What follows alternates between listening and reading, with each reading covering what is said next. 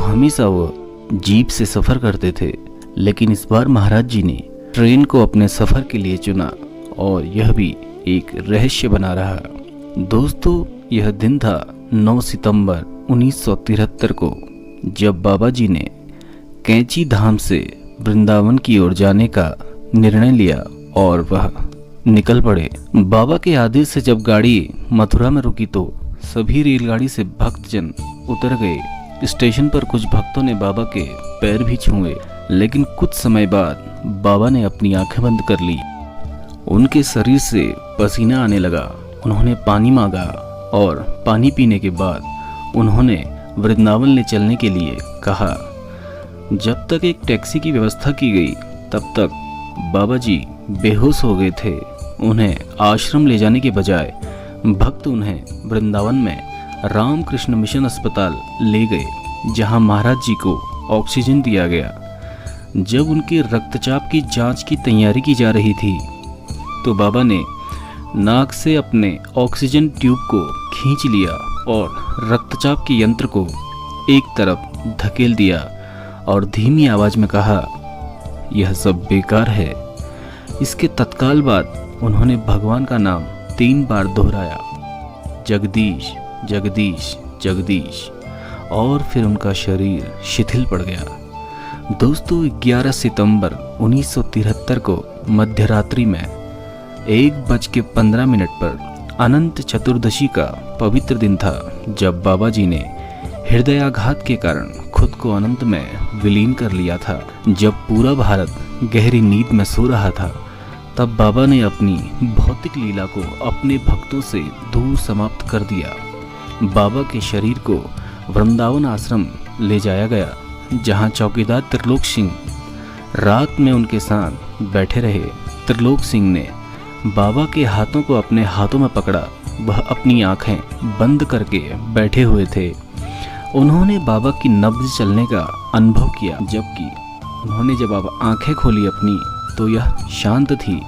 इस तरह बाबा जी का अलौकिक दिव्य खेल शुरू हुआ। बनवारी लाल पाठक जी, वृंदावन के पुजारी जी और बाबा जी के एक अन्य भक्त अस्पताल पहुंचे थे, क्योंकि महाराज जी को आश्रम ले जाया जाना था।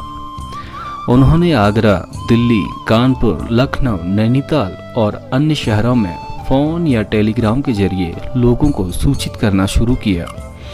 अखिल भारतीय आकाशवाणी यानी कि ऑल इंडिया रेडियो ने भी अपने सुबह और शाम के समाचारों में पूरे देश में ये समाचार प्रसारित किया।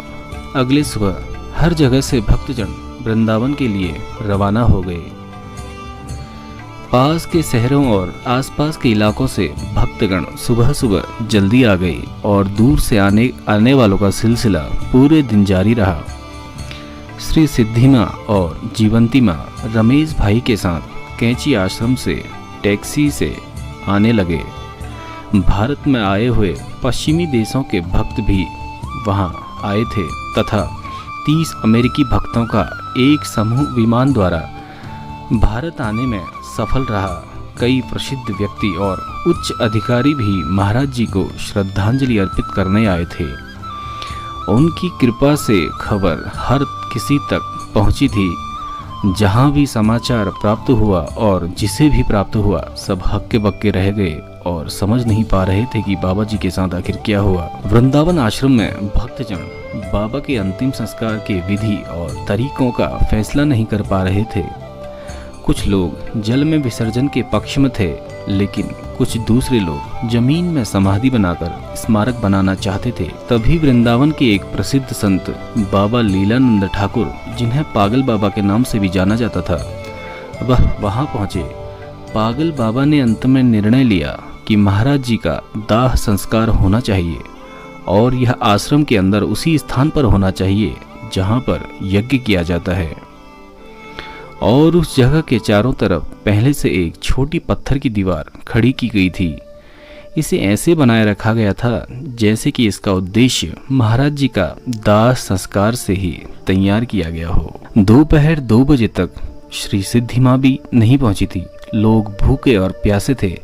उनमें से ज्यादातर लोग दाह संस्कार में विलंब नहीं करना चाहते थे, जबकि अन्य लोगों का मानना था कि उन्हें श्री सिद्धि माँ का इंतजार करना चाहिए। जब बहुमत की राय पूरी तरह प्रभावित हुई तो बाबा का शरीर आश्रम के आंगन में लाया गया। तभी अचानक कहीं से एक भयंकर तूफान उठा। इतनी तेज बारिश हुई कि लोगों को 10 कदम दूरी से भी अधिक कुछ नहीं दिखाई दे रहा था। बादलों से वातावरण में अंधकार छा गया था। यहाँ तक कि गुजरती हुई गाड़ियों की हेडलाइट्स भी मंदी पड़ गई थी। परिणाम स्वरूप बाबा जी की अर्थी को बरामदे में ही रखना पड़ा और थोड़ी देर बाद वहाँ श्री सिद्धि माँ भी पहुँच गई। जैसे ही श्री सिद्धि माँ ने गाड़ी से बाहर अपना कदम रखा तो तूफान शांत हो गया। उनके आने पर माहौल और गमगमीन हो गया। चंदन की लकड़ी की व्यवस्था की गई और लोगों ने अपने प्यारे बाबा जी के दर्शन किए। बाबा ऐसे लगते थे जैसे वो गहरी नींद में थे। उनका चेहरा पहले की तरह ही चमक रहा था। बाबा के शरीर को फूलों से सजी हुई अर्थी पर रखा गया। बाबा जी की अर्थी को कंधा देने वाले पहले व्यक्ति बाबा जी के प्रिय भक्त कैंची धाम से पूर्णानंद तिवारी जी थे। बाबा जी ने अंत समय में भी यही कहा था कि भक्त पूर्णानंद उनकी अर्थी को पहला कंधा देंगे।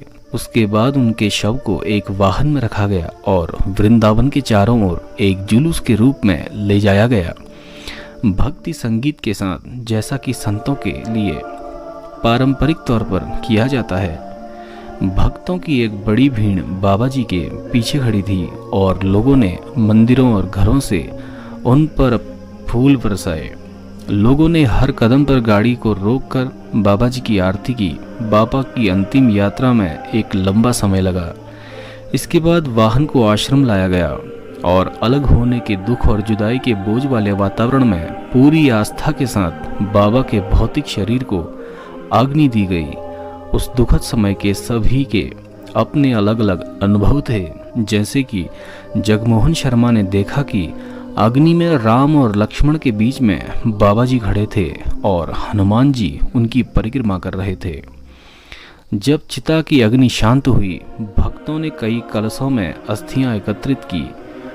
कुछ कलशों को वाराणसी, हरिद्वार, प्रयागराज और पवित्र तीर्थों पर ले जाया गया, जहां उन्हें के गंगा के पवित्र जल में विसर्जित कर दिया गया। कुछ दूसरे कलशों को बाबा जी के आश्रमों में भेजा गया, जहां उनके ऊपर बाद में बाबा जी की मूर्ति को स्थापित किया गया। केहर सिंह जी को बाबा के अवशेषों को इकट्ठा करते हुए देख देव कामता दीक्षित जी ने कहा कि बाबा जी ने एक बार कहा था कि उन्होंने बाबा को यह कहते हुए सुना था कि केहर सिंह ही मेरे फूल चुनेगा। उस समय बाबा के शब्दों का अर्थ समझ में नहीं आता था, लेकिन उस दिन वो शब्द सच साबित हुए। महासमाधि के 13वें दिन वृंदावन आश्रम में एक भव्य भंडारा आयोजित किया गया। पहाड़ों के उत्तराखंडी रीति रिवाजों के अनुसार कैंची आश्रम में 12वें दिन भंडारा किया गया। भक्तगण जो पहले बाबा को श्रद्धांजलि अर्पित नहीं कर पाए थे, उनकी महासमाधि के पश्चात 12वें और 13वें दिन उनका प्रसाद लेकर भक्तजन कृतार्थ हुए। बाबा आज भी अपने भक्तों पर अपनी कृपा बनाए हुए हैं। बस मन में पवित्रता और निर्मलता का भाव होना चाहिए। तो दोस्तों, बाबा जी की महासमाधि से जुड़ी यह कहानी आपको कैसी लगी, कमेंट सेक्शन में